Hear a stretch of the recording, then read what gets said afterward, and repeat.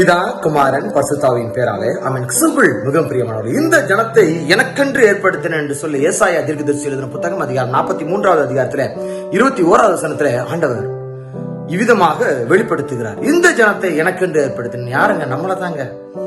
அவருக்கென்று ஏற்படுத்தினார். நாம் அவருடைய பிள்ளைகளாக இருக்கிறோம். அவருக்கென்று யாரை ஏற்படுத்த? என்னை சார்ந்து இருக்க வேண்டும், என் கூட இருக்க வேண்டும்னா நீங்க யாரை வைத்துக் கொள்வீர்கள்?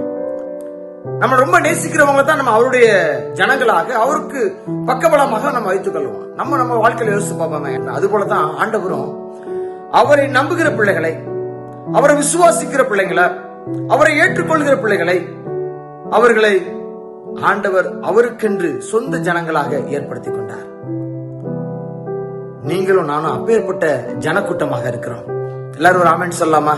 ஆமென். நாம் கிறிஸ்துவுக்குள் மிகவும் பிரியமானவர்களே, ஆண்டவரை எங்களை சொந்த ஜனங்களாக, ஆண்டவரை உமக்கென்று ஒரு கூட்டமாக எங்களை ஏற்படுத்தினீரை நன்றி செலுத்துகிறோம் என்று சொல்லி ஆண்டவருடைய துதியை நாம் சொல்ல வேண்டும். அது ஆண்டவர் விருப்பப்படக்கூடிய காரியம்.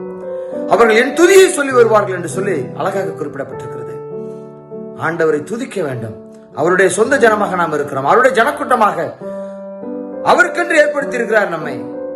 ஆண்டவருடைய பக்கபலமாக நாம் இருந்து என்னென்ன நன்மைகள் செய்ய நினைக்கிறாரோ, என்னென்ன காரியங்கள் செய்ய நினைக்கிறாரோ, அதை நாமும் அவரோடு கூட இருந்து இசைந்து செய்கின்ற பொழுது அவரோடு கூட சேர்ந்து வாழ்வோம். நம்மை தேர்ந்தெடுத்திருக்கிறார். சொந்த ஜனமாக அவர் நினைத்திருக்கிறார். அவருக்கென்று நம்ம ஏற்படுத்தி வைத்திருக்கிறார். எவ்வளவு பெரிய ஸ்லாக்கியம் பாருங்க. அவருக்கென்று நம்மை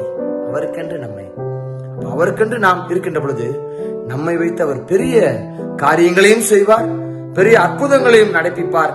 நம்மை வைத்து ஆசீர்வாதமான காரியங்களையும் செய்வார், ஆசீர்வதிப்பார். விசுவாசிக்கிறீங்களா? அவருக்கென்று நாம் வாழ்வோம். அவர் துதியை நாம் சொல்லுவாங்க. நம்மை சார்ந்து யாரெல்லாம் இருக்கிறாங்களோ அவங்களும் ஆண்டவருடைய சொந்த ஜனமாக மாறுகிறார்கள். ஆமென்.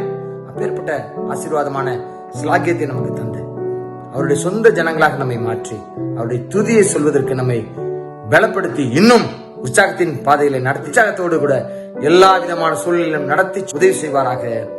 ஆமென். God bless you.